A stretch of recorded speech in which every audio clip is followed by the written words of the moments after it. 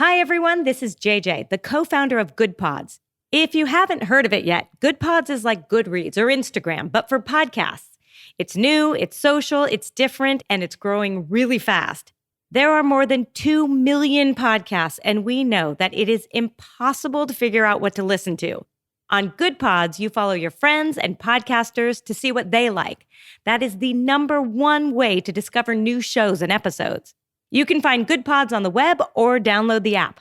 Happy listening.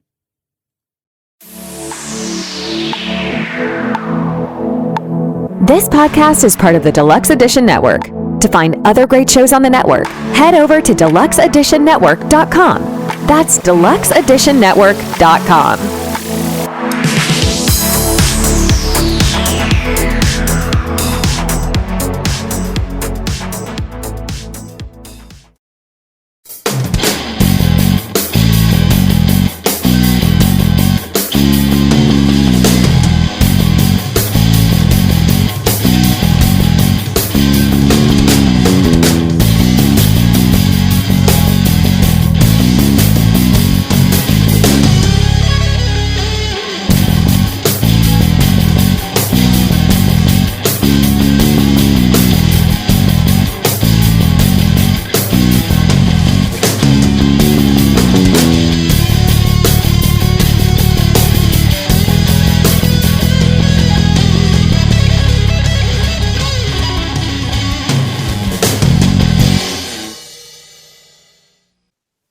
Take two live. Hey, everybody. Welcome to Films and Fermentation, episode 142. Tonight, we are live. That's right. We are Films and Fermentation, a movie and alcohol podcast. I'm Leo. I'm Kevin. I'm Mike. We are three friends who like to talk shit about movies while getting shit-faced. In this episode 142, we're looking at sci-fi films that get it right. That's right. We're looking at some famous science fiction movies that have been proven, more or less, to be scientifically accurate. Big shocker, Finding Nemo's on multiple lists. It is. Yeah. Don't forget to drop us an email at filmsandfermentation@gmail.com. or visit linktree.com/filmsandfermentation to find all of our social media and podcast links. We also have a website, filmsandfermentation.weebly.com. Become part of the Films and Got that, Kev? Yeah. www. Become part of the Films and Fermentation family by supporting us on Patreon or buying some of our merchandise at teespring.com. We are now part of the Deluxe Edition Network. You can find out more about us and the other podcasts at The Den by going to DeluxeEditionNetwork.com.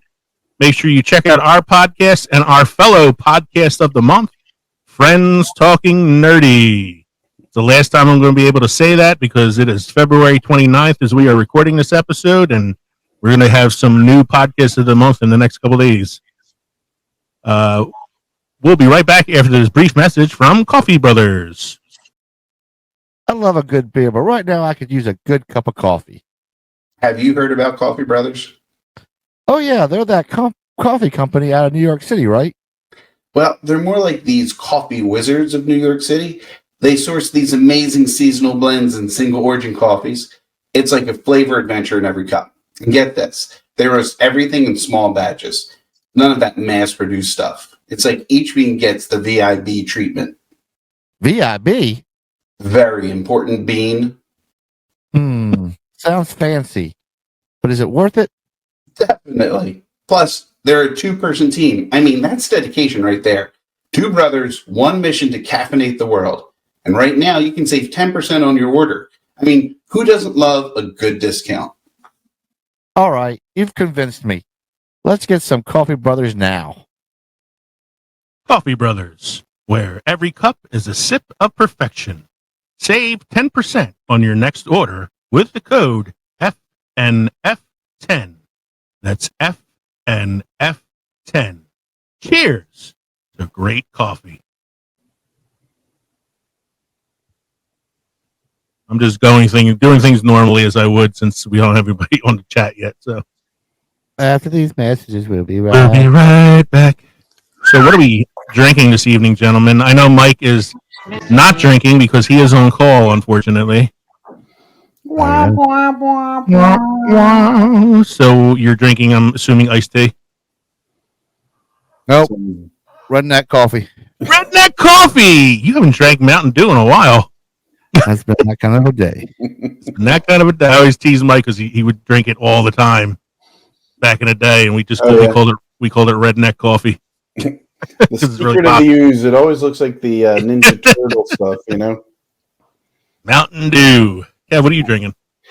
I am drinking the Backwoods Bastard by Founders.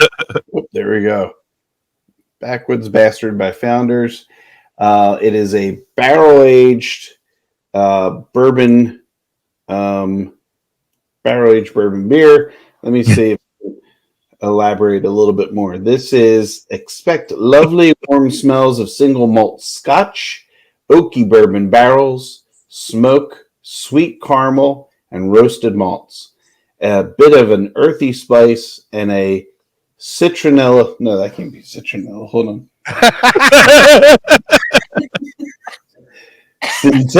Scintilla of dark fruit. Ain't no mosquitoes gonna fuck with him. I'm gonna give it malaria. It's a kickback sipper made to excite the palate. It was bottled on September 12th of 2023, and it's 11% alcohol by volume. So that's what I'm starting with.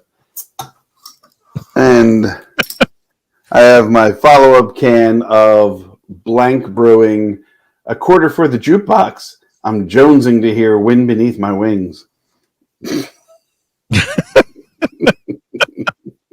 I am waiting to see how long it takes Kevin to see the message on the screen. I saw it. Oatmeal stout with vanilla. Yeah.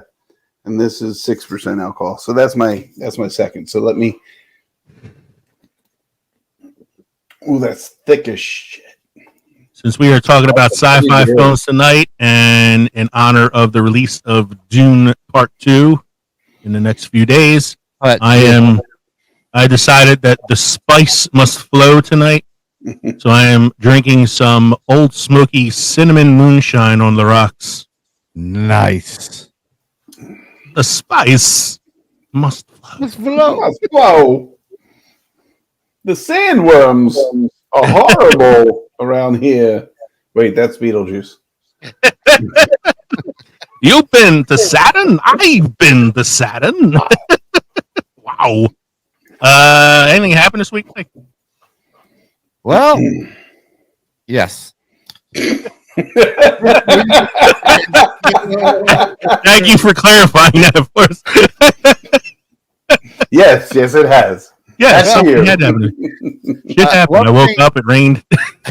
One thing that's not on my list that I saw yesterday, Mhm. there, is another RIP to Virgil. Oh, Virgil, the $1 Million Man's manager in LA. Yes, I saw that today. Yeah, he passed away yesterday. Mhm. So let's get into the sad part of business. So rest in peace, Ole Anderson. Anderson was a founding member of the influential stable, the Four Horsemen. Died Monday, 2/26 at age 81. His brother of Arn Anderson. Fake brother, but Fake brother, but Any relation to Louis Anderson? no. He's the Toda.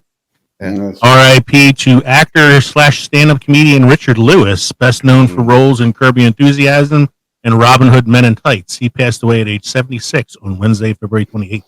I have a mole. Yes, that was him. He was Prince John. you changed it to shit house? Or to the shit house? Used to be Good shit. Shit house. Good change. Good change.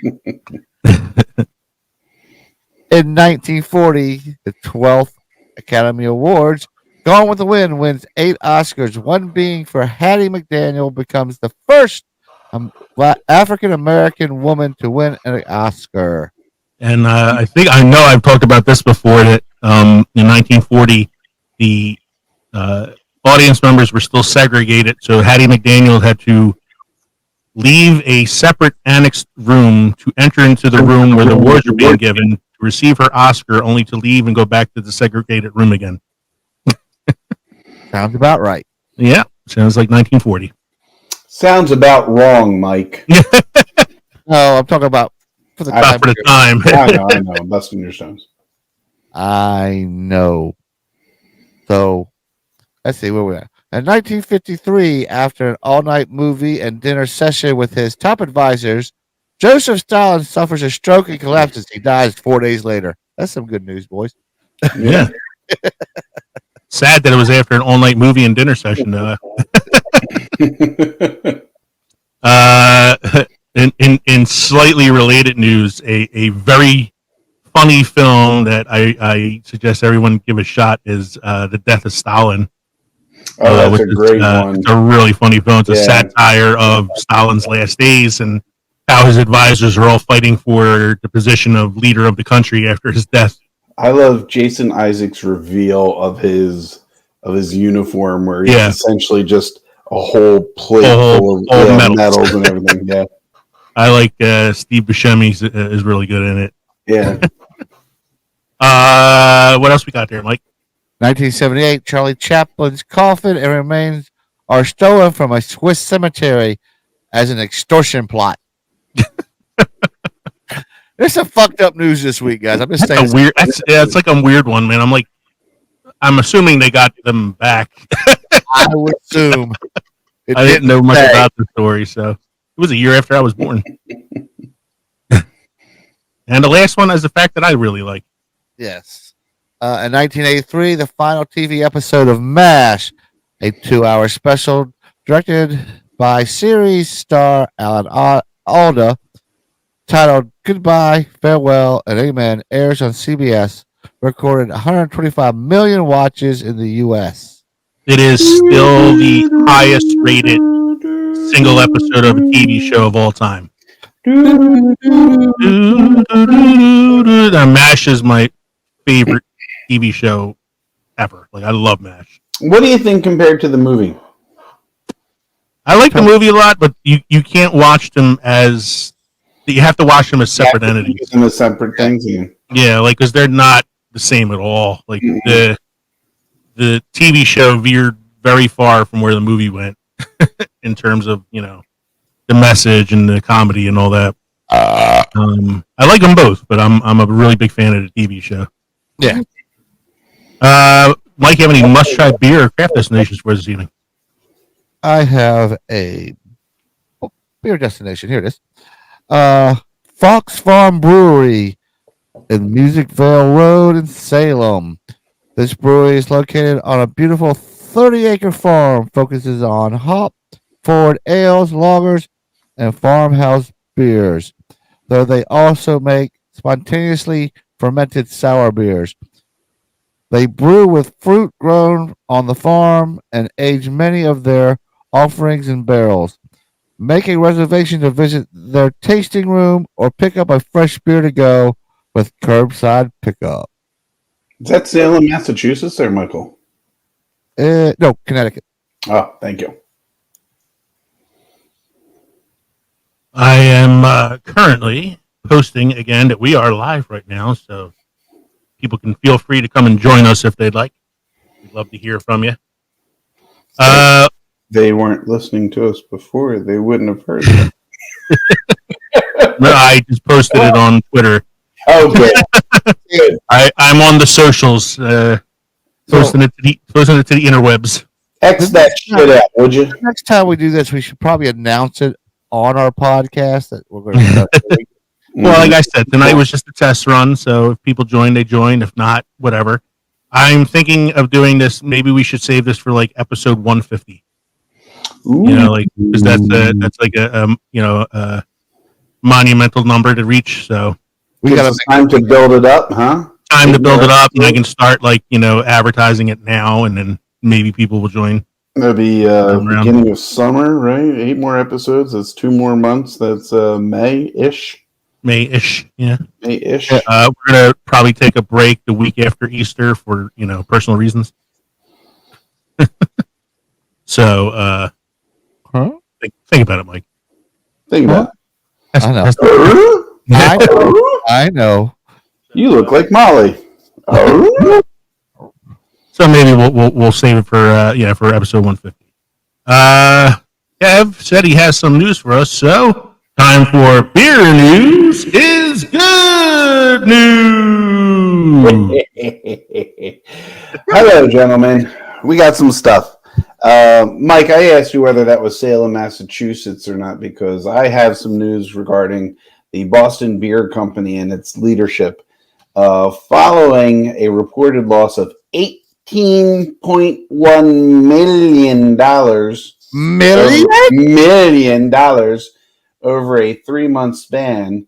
The Boston Beer Company is losing its current leadership. So David A. Berwick, President and Chief Executive Officer of Boston Beer Company, has decided to step down from his position. His departure will be effective as of March 31st of 2024. There is no information as to who will be stepping up as the leader of the Boston Beer Company. Oh man, that gives me the whole document. Sorry about that.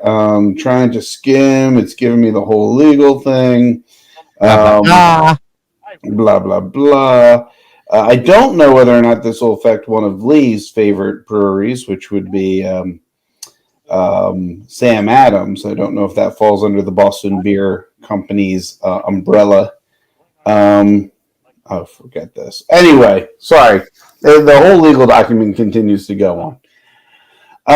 Additionally, in beer news, those of us who are making sacrifices for Lent, the Diocese of Scranton, Pennsylvania's 40 Days Brews helps to feed the homeless. Many Catholics give up beer as part of their penitential rigors of Lent. One diocese is doing it as part of... Thank you, Satan. One diocese is brewing it as part of Lenten tradition stretching back 400 years. The Diocese of Scranton, Pennsylvania has launched a beer collaboration with a local brewery to support its anti-hunger programs for the homeless. The tradition of Lenten beer stretches back centuries. In Bavaria in the 17th century, Pauliner monks turned to a common staple of the time of their region, which was beer, to sustain them through their strict no solid food fast during the Lenten season. Pauliner is now a global brand and is among the best-selling beers in Germany. Ever hear of that one there, Michael? Which Pauliner? Yes. Oh, well, that's where this comes from. In the spirit of the Pauliner Brewers, the Scranton Diocese on its Facebook page earlier this month shared that its 40 Days beer collaboration with the local Breaker Brewing Company would be launching on Mardi Gras, February 13th, so about 2 weeks ago. A Doppelbock, according to the craftbeer.com, is reminiscent of toasted bread, and it may include dark fruit flavors such as prune and raisin. Count me out, depending on the recipe used. Anyway, that's a brew that they've come up with for this Lent season from the Diocese of Scranton, Pennsylvania. And lastly, pronounced Dunkel. Dunkel? Dunkel. Dunkel? Dunkel? Dunkel. Das ist ein Dunkelbier.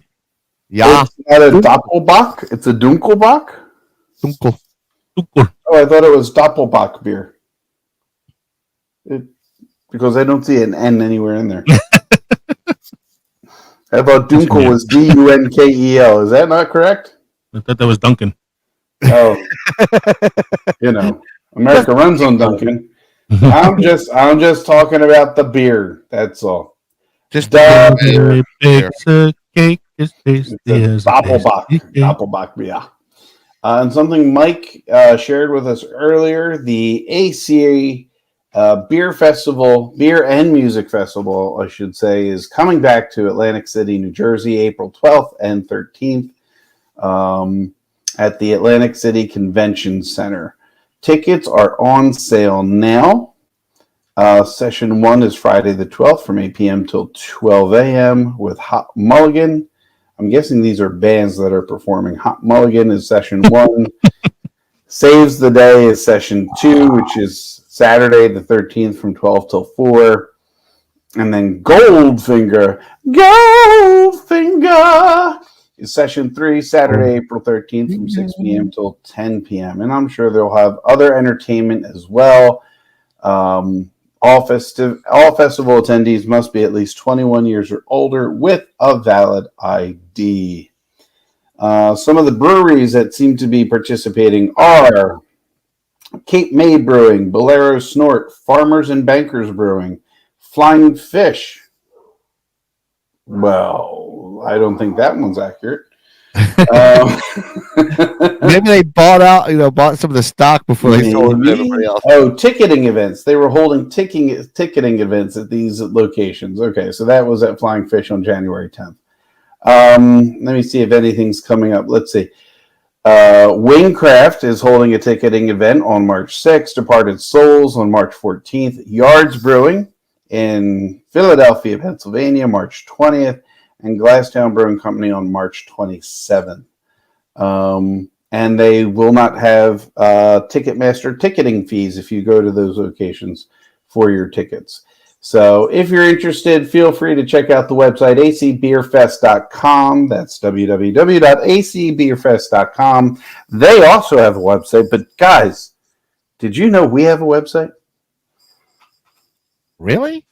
I did. I really did. I've known it since episode 1. It's www.filmsandfermentation.weebly.com. That's right. As Kevin said, it's filmsandfermentation.weebly.com. Weebly, not backslash. Weebly. Stop that shit. I just, while you were reading your news, I was live on TikTok, letting people know that they can come listen to us. I dropped a few more hints on Twitter and Instagram. See if anybody wants to join us, and we'll see what happens. In the meantime, we have some notes from the last show. I thought it was weird that The Crow was announced as coming out in the next year because I didn't even realize it was in production. But then I found out that it is replacing a film that I was looking forward to, Ballerina, which is a John Wick spinoff starring the my heart and soul Ana de Armas. And I'm a little pissed off that that's being pushed to 2025. And The Crow is coming out instead, and we saw the production stills, Kevin and I, and Kevin is not happy. No. It looks like Jared Leto meets The Crow. Yeah. Jared Leto's Joker. Man, if you're going to redo it right. Go back to the original material. Original content. Even look at that. I've never read the graphic novel, so I don't know how accurate it is. It's a wonderful graphic novel. And what is the graphic novel drawing of the Crow more like the Brandon Lee? No, to be honest with you, I mean it's dated. It's an 80s graphic novel. The characters look as if they're from the 80s, so he's got more of a spiked haircut and everything. But it does not look like, a meth head who just got reincarnated. So sorry. But see, this is what Kevin said when he saw this. I hated her so much. It's flame. On the sun's face. Breathing. Breathing breath. Another note is a film that we didn't mention, and I don't remember seeing it on the Rotten Tomatoes list, and I'm shocked because it's coming out this year. It's October 4th, 2024. Joker 2. I saw it on something, but not on that list. Yeah, it was on the list we used, and so I'm a little angry that we missed that one, but that's coming out as well. Joker 2, Folie à Deux. So I had to look up what that meant because I'm not really a French speaker, but Folie à Deux means literally it means madness for two. Hey. It's a picture like there's going to be a Harley. So yeah, so apparently it's a term used in psychiatry to describe a shared delusion. So, since Harley Quinn is in this one, it's a fitting title then. So, what would we call if there's three of us sharing a delusion about being podcasters? So that would be folie à trois. Or trois. It's a ménage à trois. Folie de trois. It's an ode de toilette. We don't have delusions of being podcasters. We are podcasters. We just have delusions of grandeur. I was hoping those 1,000 YouTube followers would turn into a couple commenters. Maybe we would have had one more if I knew it was going through YouTube, because I did talk to Pat on the way home. Just through YouTube, I go, the fuck if I know? I didn't get any information about this in the last fucking minute. Well, next time around we'll know. This is just a test. This is a test of the emergency podcast system. That takes us to Synopsis According to Glip. Synopsis According to Glip is brought to you by Newsly.me. Newsly.me is an audio super app for iOS and Android that reads the news to you in a natural human voice. Stop scrolling. Start listening. Go to Newsly.me today and use the promo code ANFERMENT to get your first month premium subscription for free. Glip's synopsis, which we're not going to have next week since we're not using Glip tonight. Last week was our 2024 movie preview episode. And this is what Glip said it was all about. Kevin, Man, and Mike discussed the new genre of film and decided to eat aliens. Huh? I can't explain that one. I have no idea what the fuck that one's talking about.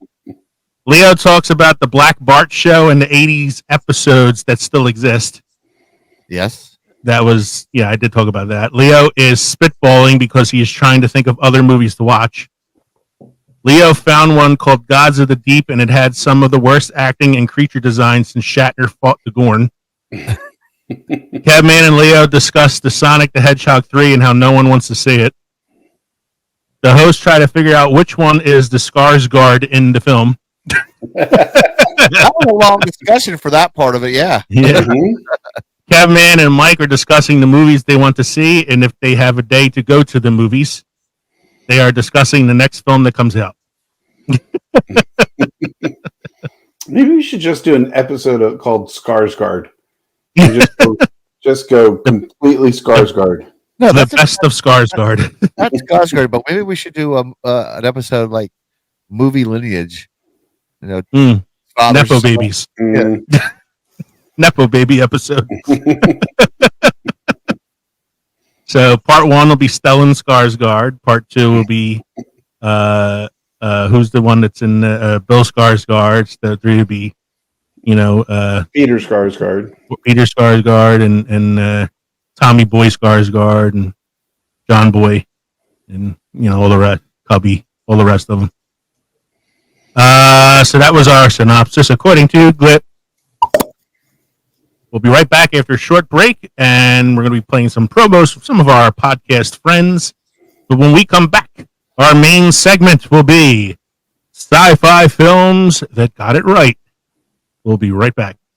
The Deluxe Edition Network, also known as The Den, is an incredible podcast network that offers a wide variety of entertaining and informative podcasts. With a lineup of shows covering various topics, such as interviews with a wide variety of guests, history, music, relationships, true crime, and so much more. The Den provides content that caters to a diverse range of interests. The hosts and guests on the Deluxe Edition Network demonstrate a deep passion and expertise in their respective fields, making each episode on each show engaging and thought-provoking.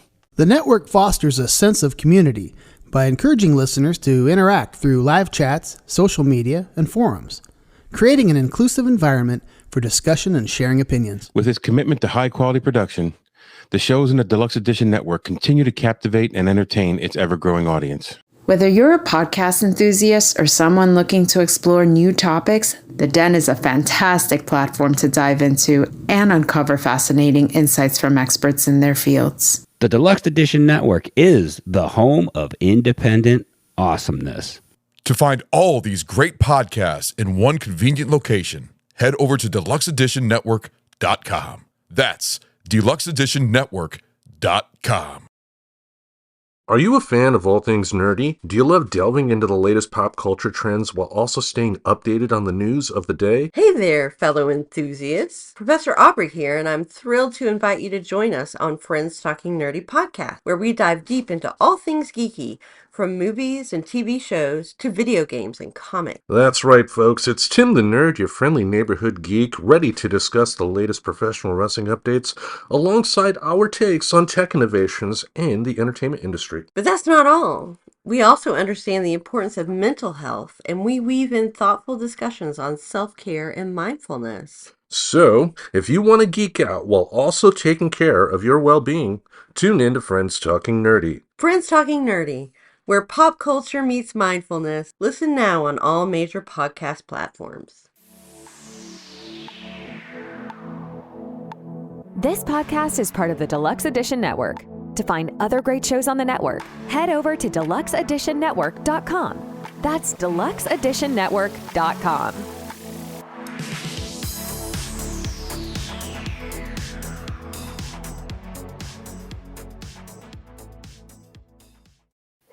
Really, you're gonna put it in my face again? All right, that's it. Dishonor on your whole family. You, your cow. I think we have another watcher, boys. Really? Yes. This says 3 people now? It might. It's the hottest watcher of all of our watchers. We got Molly? Your wife watching? Yes, my wife is watching. We've had 3 watchers. I got the 3rd watcher for a while. So anyway, Adrian's at work. She can't watch at work? No, she can't watch at work. She won't be home till like 9:30. ask me if Katie's watching. Katie watching? Katie only watches if she sits on the couch behind me and talks to me from in the background. She's in bed. How's she feeling? She had a migraine when she came home today, so she's laying down. Gentlemen, somebody waved at us in the chat. Hey, look at this. Watch. Megan! Well, at least we know the chat works. Yep. We are back from our short break, and we're talking about our main segment, sci-fi films that get it right. Instead of going through like a full list like we would normally do with segments like this, each of us is going to kind of pick out some movies that we feel are pretty scientifically accurate, or like ones that we really enjoy watching, and just kind of talk about why they're scientifically accurate, and what makes them so enjoyable. So I'm stealing the first one because I really like this movie. I want to take it before anybody else does. And it is The Martian, starring Matt Damon. One of my Matt Damon, one of my favorite redheads, Jessica Chastain. Chiwetel Ejiofor is in it. Sean Bean's in it, and he doesn't die. What? Mara? Jeff Daniels is actually in this one. Kate Mara is in it. Sebastian Stan, Childish Gambino's in it. I mean, there's a million people in this movie. It is as scientifically accurate as a movie about Mars can be. The author of the book that is based on Andy Weir worked for NASA, so he has some background in this. It was held up by Neil deGrasse Tyson, who often gives his opinions on these sci-fi films as being a very scientifically accurate film. The one thing that is not accurate about the film, and the author says that he regrets it, but it was necessary for the story, is the sandstorm that knocks out the communications at the beginning of the film and forces them to abandon the site. He's like, the sandstorms on Mars are not that bad because there's very little atmosphere. Yeah, I would think that kind of wind, right? What's generating that wind, or that wouldn't really exist. But for the purposes of the story, it was necessary in order to have him left alone. But everything else from there, like from the things he does to survive, to growing the plants on Mars, to the stuff that the Jet Propulsion Laboratory has to do in order to save him, all of it is pretty damn accurate, and it's a really It's a fun movie too. I mean, according to the Golden Globes, it was a comedy. It was the comedy of the year. Yeah, Matt Damon gave a regular one-man stand-up routine, didn't he? Yeah, I mean, it was an entertaining film in the sense that it did have some humor in it, but for the most part, it was it's a high-stakes drama, and I really enjoy it. It's one of my favorite movies. Yeah, it's to me that's like a really, really true definition of like a rewatchable film. Like I can watch it a lot and not be tired of it. I agree. I every time I watch, I look for something that I missed before. I like the problem solving that you see between the two, between Matt Damon being on Mars and the rest of the workers at NASA trying to figure out what they're doing to try to make the connection between the two. Like when Matt Damon. When they're trying to communicate with Matt Damon, and it's down to like a yes or no type of thing that goes back and forth to the point where he actually constructs a way of communicating with letters and stuff. So that, I mean, I enjoy the movie. I also like the video confessional stuff he does. Because it's a good way of explaining to the audience what's happening without it making it seem like the audience is too dumb to understand. Right. It's not blatant exposition just for the sake of exposition. It's like he's also trying to keep himself sane. He's the only man on the planet that's that little recording device is his Wilson. Yeah.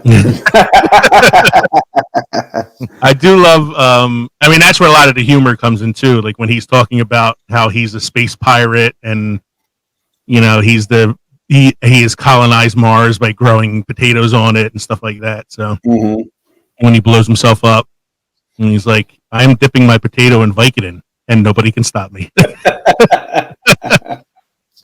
So, Kev, do you want to pick the next one? I'm going to go because I think the movie I'm going to tell you about is equally plausible. And that is Deep Impact. I know you know where you thought I was going. I thought I had an idea where you were going, but I'm not surprised by this one either. And I think we mentioned it last week that like of this and its twin film Armageddon. Yeah. This is the one you go to for science. Yes, this is the one that you feel... You can't drill through an asteroid? No, because it's more scientifically plausible to teach drillers how to be astronauts than astronauts how to drill. You can't generally off the side of an asteroid and just go flying and then fire out a grapple hook to get yourself back down to the asteroid. Yes, I can. That's what they needed on that rover that was, with the Russian guy. I don't want to go too far into talking about Armageddon since it's not the film we're talking about here, but it is not. Have you ever listened to the director's commentary on it? Because it's a Michael Bay film, so it's going to be crazy. So Michael Bay and Ben Affleck are doing the commentary, and Affleck actually turns to him and says, Michael, don't you think it would have been easier to teach the astronauts to drill than teach the drillers how to be astronauts? And Michael Bay's response is, fuck off, Ben. So getting back to my movie, the scientific accurate one, yeah. It was, it's a great movie. It's a movie of what would happen if an asteroid were to find itself propelling itself towards Earth. What resources do we have to kind of avoid that thing? What's feasible, what's not feasible. And I think they also landed on the asteroid too, didn't they? Broke it into two pieces, made it a little bit smaller, and then I'm sorry if I'm giving things away, and I really don't. I don't. I know they send a ship up to try to do something like that. Like Robert Duvall's the captain of it. Right. I don't think. Are they successful? I don't remember. It's been a while since I've seen this. So what happens is they send up rockets to try to blow it to bits. Nothing happens. They send up a ship that needs to get in to put a nuclear warhead into the asteroid to blow it from the center out, which would cause it to like break into pieces and just burn up on entry. Something goes wrong. They are unable to break it in the way that they hope for, and instead they get 2 pieces of the asteroid. Right. Bless you. Both, thank you. And both are hurtling themselves towards Earth. They can't get rid of both at the same time, but they can get rid of the more destructive one by putting themselves in the path of it with the warhead that they have, or with the things that they have on their ship, which they do to eliminate the one asteroid. The second one ends up coming to Earth and, doing some massive damage. All the while, the people of Earth are trying to make it to win the lottery to get into these deep caverns built into mountainsides, right? To try to save what they can of humanity. And I think that's the part that really comes to, like, yes, there would be a lottery. Not everyone's going to be saved. People will have to make choices. Would people even know about it? That is even a better question. But I feel that handled that whole situation much more accurately than, say, Armageddon, and has inspired me to build my own bomb shelter in my backyard. Molly's digging it out for you, right? Damn it, Molly! The bathroom's over here. I think the like underground bunker thing is more plausible too than, like, say, the movie 2012, where people are trying to get on these like colony ships to leave the, like, where the fuck did they come from? Like, so Mike, you want to take the next one? I'll take one. Mine's a little different. It's not as nowadays you wouldn't call it sci-fi, but when it came out, it's kind of sci-fi. Okay. But I'm gonna go with Jurassic Park. Okay. Because back when it came out, genetic engineering wasn't where it's at nowadays, but it's getting very close to that now. You can splice different genes and stuff, and they're growing creatures. I mean, you can 3D print limbs now. Like, yeah, I mean, it's really the science that's gotten out there, and they brought Dolly in this world. So I had read something recently that there's scientists who are looking to clone a woolly mammoth because they found they found a mummified body in like Siberia or something that still had good DNA, and they were going to like splice it with like an elephant, which is like its most closest descendant, right? And try to reproduce the woolly mammoth. So yeah, it's not necessarily. I mean, 1993, it might have seemed like far off science, but here we are. Why do a woolly mammoth? Why don't we do something more closer to being, gone extinct earlier? Something, I think it's just to kind of see if they can do it, because it's the first, it's the most well preserved specimen that they found. Well, to quote the movie, their scientists were too busy wondering if they could do it to see if they should do it. We have woolly mammoths running rampant. Personally, I feel that if they were to clone the dodo bird, which was alive when we were around, not when we were around, but like humans. I mean, I guess the woolly mammoth was around when humans were around too, but you know what I'm saying. The dodo just went extinct within the past 100 years, and we have to have material from that particular bird stuffed somewhere in a natural science museum that we could clone, and what would be the problem with bringing that one back? Yeah, like you need viable samples. Like the thing that makes the woolly mammoth a possibility is it was a preserved specimen. Mm-hmm. I mean, if it wasn't for that, I don't think they would have been thinking about it that much. But yeah, I agree with you. Like, why can't we bring back? I don't know, what is another extinct animal? Like the white rhino is on the white rhino. Yeah, white rhino's on the verge of extinction right now. Like, let's increase the population. Yep, exactly. All right. What do I want to go with next? I'm going to go with this movie because I just watched it recently. I'd never seen it before. But I saw it come up on a couple of these lists, and I was like, I'm going to check this out, considering it keeps coming up on the list. It's called Gattaca. Yeah. It came out in 98, I want to say, 97.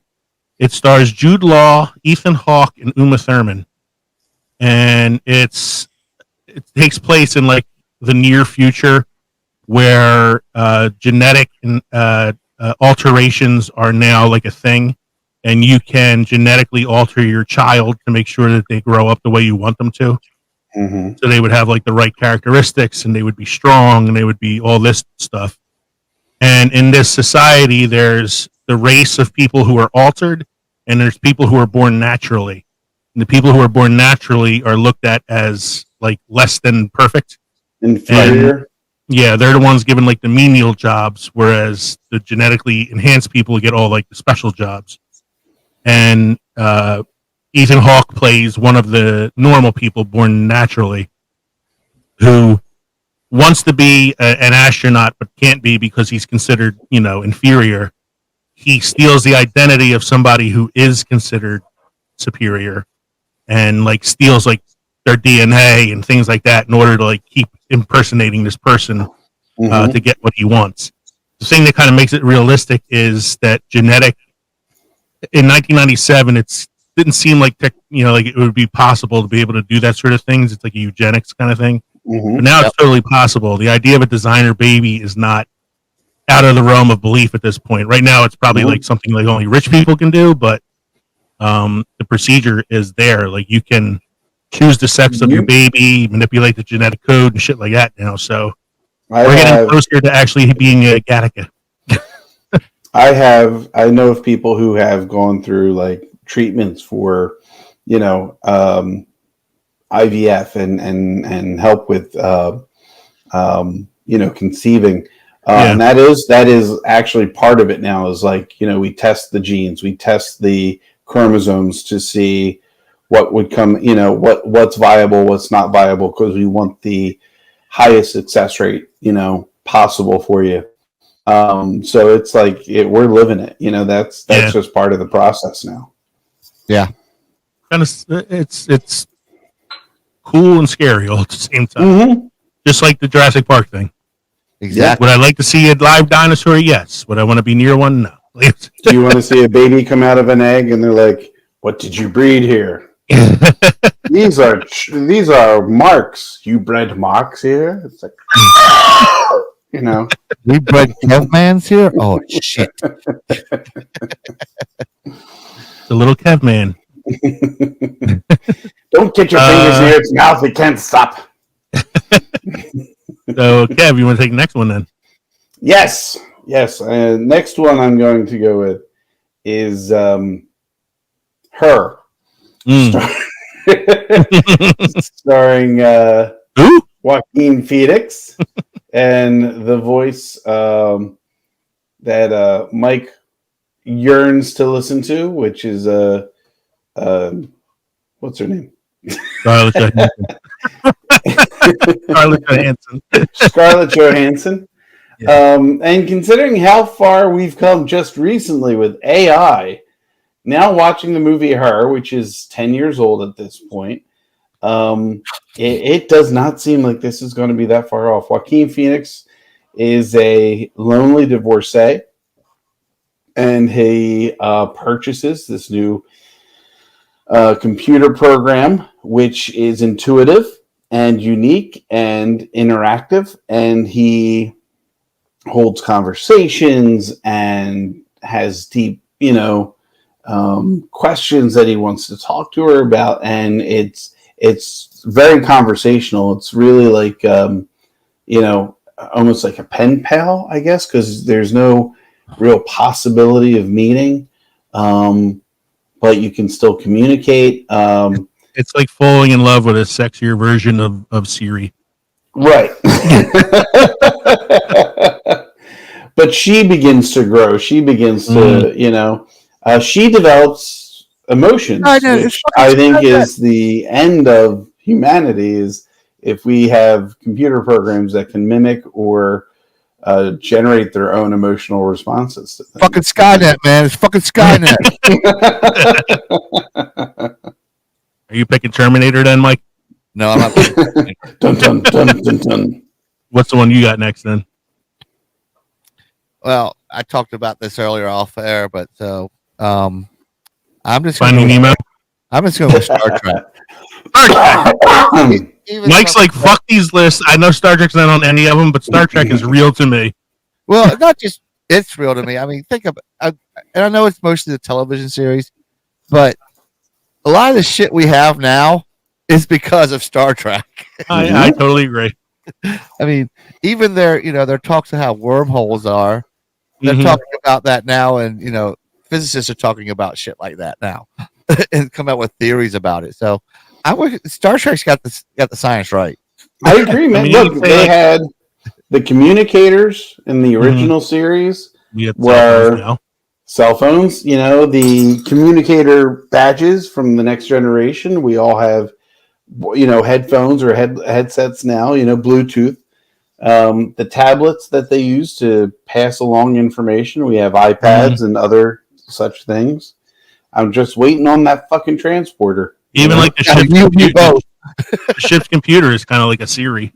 Mm-hmm. Even their consoles are like what you have in your classroom now. Touchscreen, yeah. Touchscreen stuff, yeah. No, I agree. I'm just fucking with you, but I agree. Like it's like a lot of sci-fi is like that, where like these sci-fi writers and TV shows, like they make conjectures on these future things, and then eventually they kind of come to pass anyway. Because I want that and make it. Yeah, exactly. It's like somebody had the idea, then somebody was like, "Well, this should be a real thing." They go through the science to make it a real thing.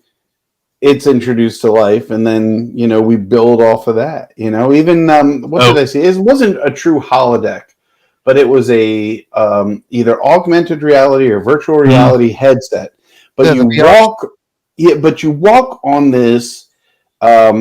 You walk on this plank. You walk on this piece. I saw what you're talking about. Yeah, it's like a treadmill. Right, it's like a treadmill that moves it's omnidirectional. You can walk in different directions and walk through the VR reality or the AR reality that you're going through. Yeah, so I mean that's another step closer to the holodeck. Yeah. Mm-hmm. There was a show on, I want to say it was like Discovery or one of those, with this physicist. His name was Mikio Kaku. He was a Japanese physicist, but he would do these. He did this show where it was like proving Star Trek right. And like, how can we have some of these things? And he did an episode on the transporter, and it was kind of frightening because his whole conjecture and the science behind it was, you're not actually transporting yourself.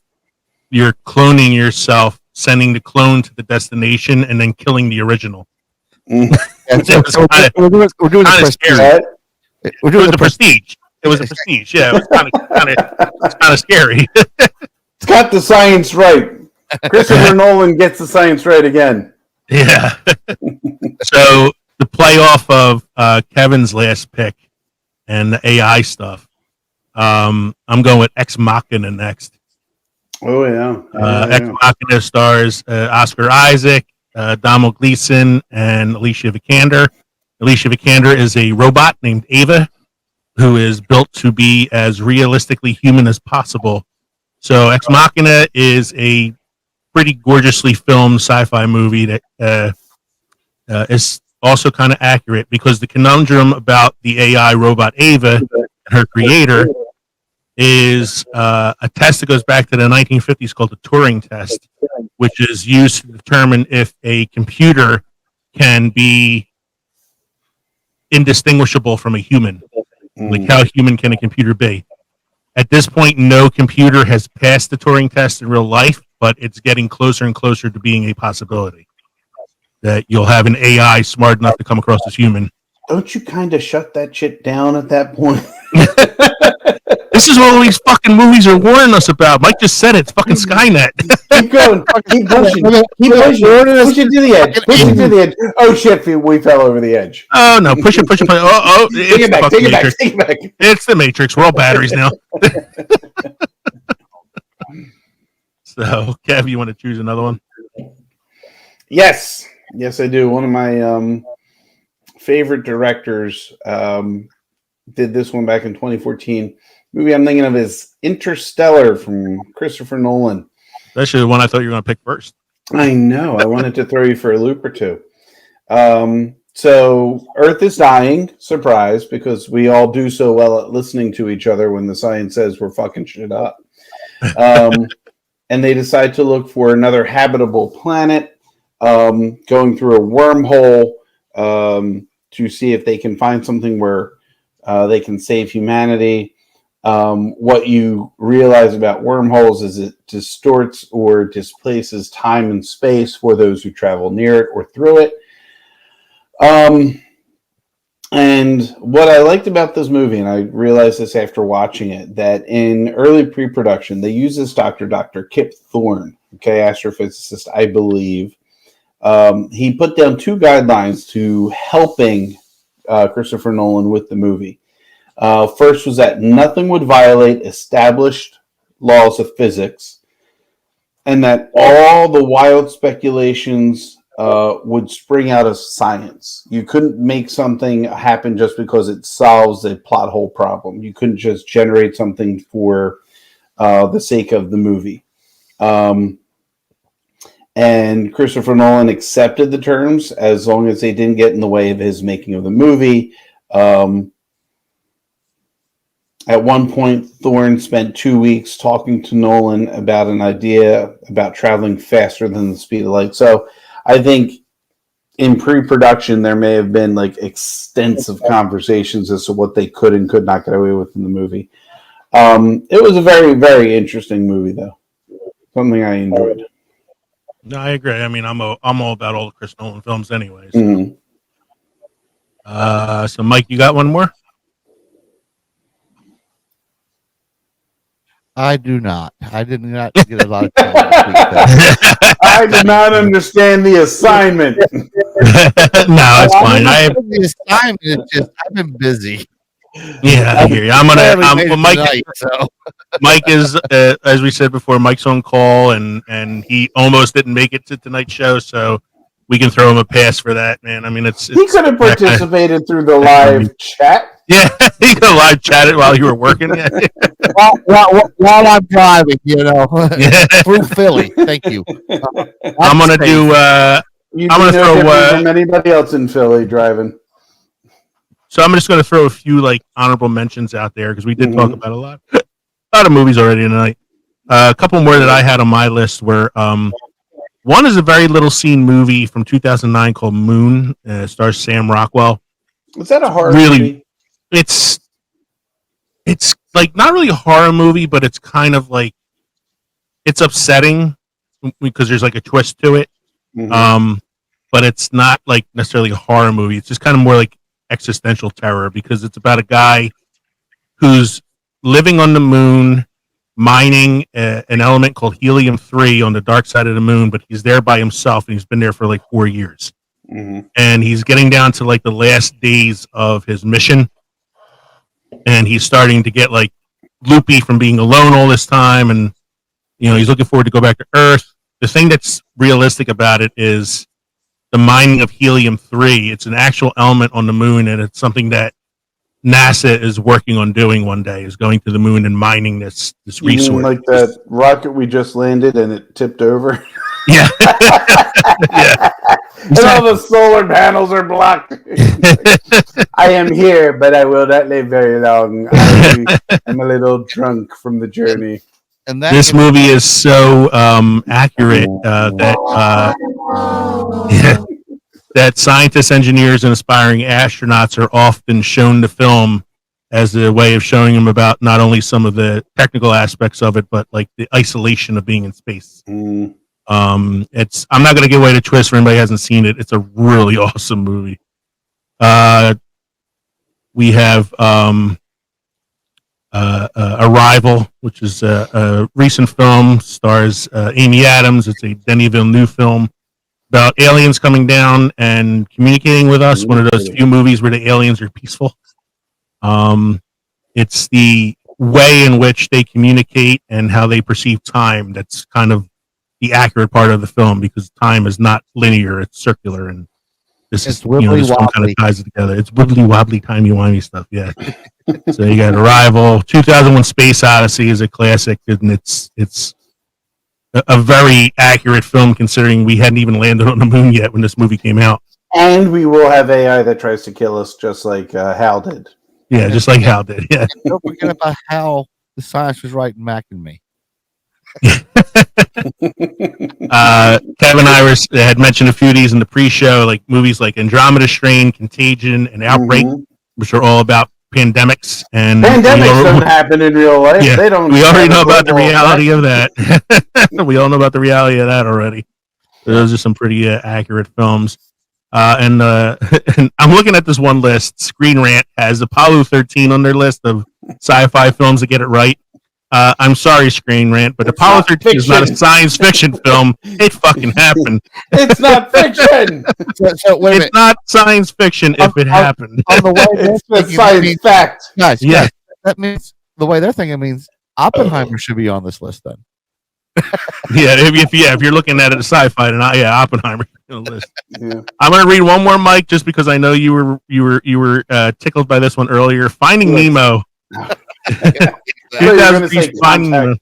Contact. Well, Contact's another one too. It's pretty scientific accurate. Yeah. Finding Nemo. It was on multiple lists. We were all kind of surprised by this.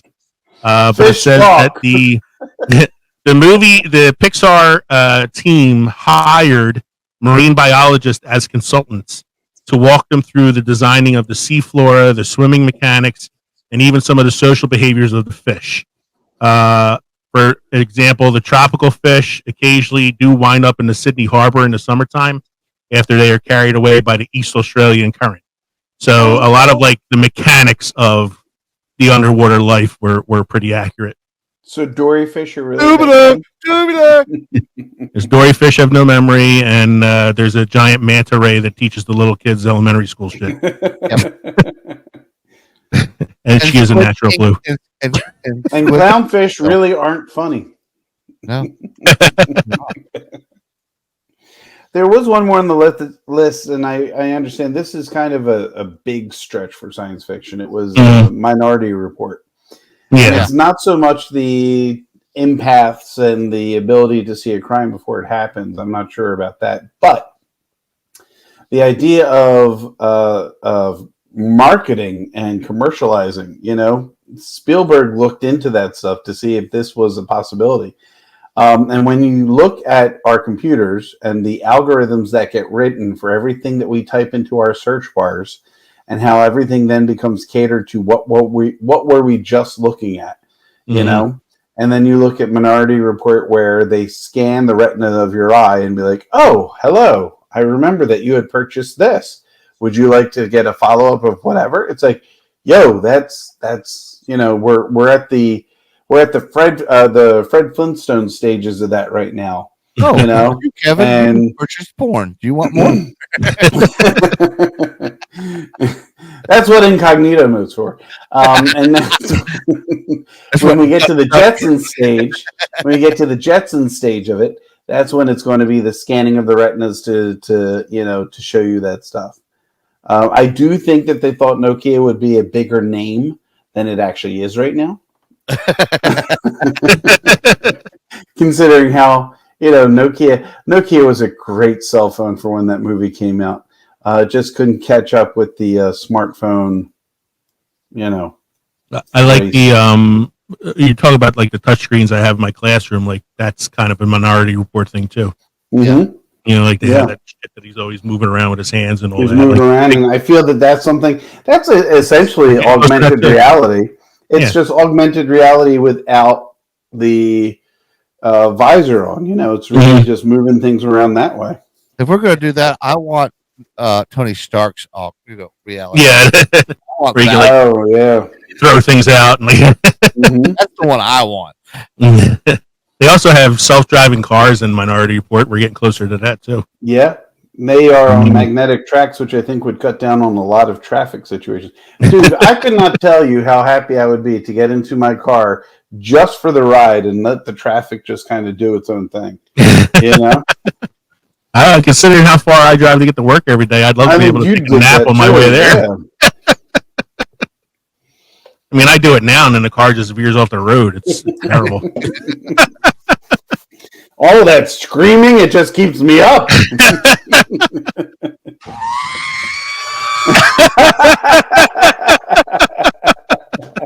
Wish I had an R2 unit in my car. He could drive. You'd use them as a coffee maker.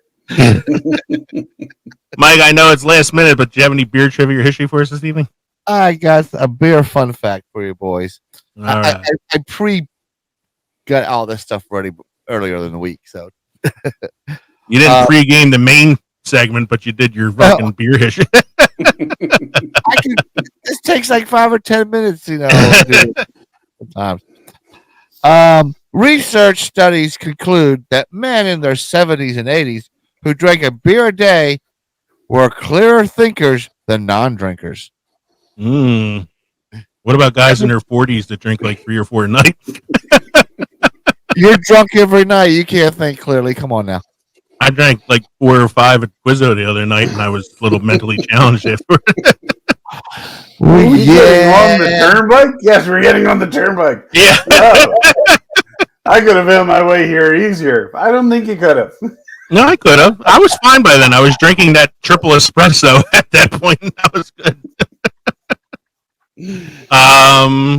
How were your drinks this evening? I know, Kev, you said that one beer was really good. That one beer was very good. I'm going to have to see if Founders, because it's part of a barrel aged series. But the Backwood Bastard was very good. I enjoyed that, and I had since moved on to a quarter for the jukebox. I'm jonesing to hear "Wind Beneath My Wings." Sounds like something Deadpool would say. I was like, to me, it sounded like an evil genius brew. Yeah, it is. Where are they out of? North Haven, Connecticut. It's the oatmeal stout with vanilla, and it's 6% alcohol by volume. This is actually pretty good too. I was drinking the Old Smoky Cinnamon Moonshine, which is a little spicy, but that's okay. Dune's coming out this week, so spice must flow. You are a little spicy. Yeah, and Mike, how was your redneck coffee? Almost gone. Almost gone? Yeah. So you're holding up the Four Roses bottle. Is that what you're looking forward to? Yeah, well, that's been sitting here since the last time I had 4 roses. Back upstairs. Mike's like, he's prepared for the next time he can. I'm yearning. The thing is that my buddy Pat, good listener, friend of the show, Pat. Yeah. He should be in the chat right now, don't you think? He next time.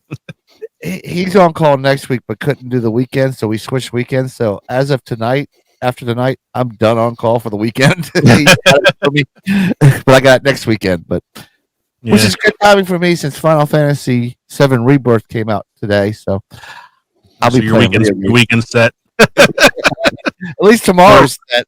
4 Roses in Final Fantasy. At least tomorrow's set. All right. So thank you for joining us tonight for episode 142, Sci-Fi Films That Got It Right. We hope you enjoyed listening to the podcast as much as we enjoyed recording it for you. Remember, you can drop us an email at filmsoffermentation@gmail.com or visit linktree.com/filmsoffermentation. Find all our social media and podcast links. Become part of the Films of Fermentation family by supporting us on Patreon or buying our merchandise at teespring.com. You can also go to DeluxeEditionNetwork.com to visit us and all of the Deluxe Edition Network podcasts at The Den. Don't forget to stop by the crossroads between Pickled and Fermented next time around for episode 143. The Oscars are coming up on Sunday, March 10th. Our next episode will be a few days. Yeah, our next episode will be recorded a couple days before that. So we're going to give our conjectures for who's going to be winning the Oscars this year, a little Oscar preview. So don't forget to join us for that. I'm Leo. I'm Kevin. I'm Mike. You've been listening to the Films and Fermentation podcast. Cheers, everyone. Live. Bye, boys. Have fun storming the castle. Mike's having fun with his soundboard tonight.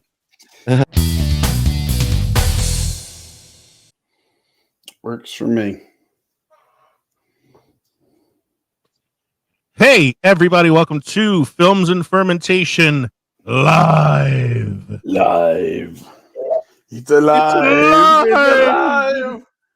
That's right. We are Films and Fermentation, a movie and alcohol podcast. I'm Leo. I'm Kevin. He's Mike. He's Mike. I think he froze. Hey, Mike, what's up? Yeah, I'm I'm only catching every other word. So let me see if I can get better. There we go. How's now? Sci-Fi that got it right. Try this again. All right, let's do this again. Ready? When I get home, that's for sure. So, what are we going to do next week? We should have planned this before we went live. Skarsgård! You want to do an episode on Skarsgård? No. Here, I got a director episode suggestion. The career of John McTiernan. McTiernan? I'm going to give you 3 movies that he did in a 4-year span, and you'll know who I'm talking about. Between 1988 and 1991, he did, in a row, Predator, Die Hard, and Hunt for Red October. Wow. Those are just 3 movies that he did. Okay. Not saying we have to do that next week. No. It's not a bad idea. An idea for down the road. What's coming up? Anything coming up soon? St. Patty's Day is in about 2 weeks, 2.5 weeks, 17th. That week, we'll revisit The Quiet Man. Revisiting The Quiet Man. Revisiting The Quiet Man. We Loudly could look at remembering other Irish movies. Loudly remembering The Quiet Man again. When's the Oscars? The Oscars are next Sunday. Are they next Sunday? They are the 10th. March 10th? No, June 10th. Yes, March 10th. Next Sunday. I didn't realize next Sunday was March 10th. So why don't we do an Oscar episode? Okay, works for me. Do an Oscar preview episode. Yeah. His soundboard is on fleek. The kids still say that, on fleek. As the kids say. Yeah. As the kids say. It's got Riz. It's coming through loud and clear now, Mike. I don't know what's happening if I end the stream now. The other platform, it was not that great. Because I'm new at this program, I'm not sure if I end the stream if it's gonna knock you guys off or not. So we're still kind of live right now. Figured I could edit it out later. We're still here. We're still here. Go home. The movie's over. To celebrate the first day of Women's History Month, but where are you gonna go to that? The strip club. I'm gonna head on out to the fantasy show bar. Get a little titty hug. Maybe taking a shower show. I don't know.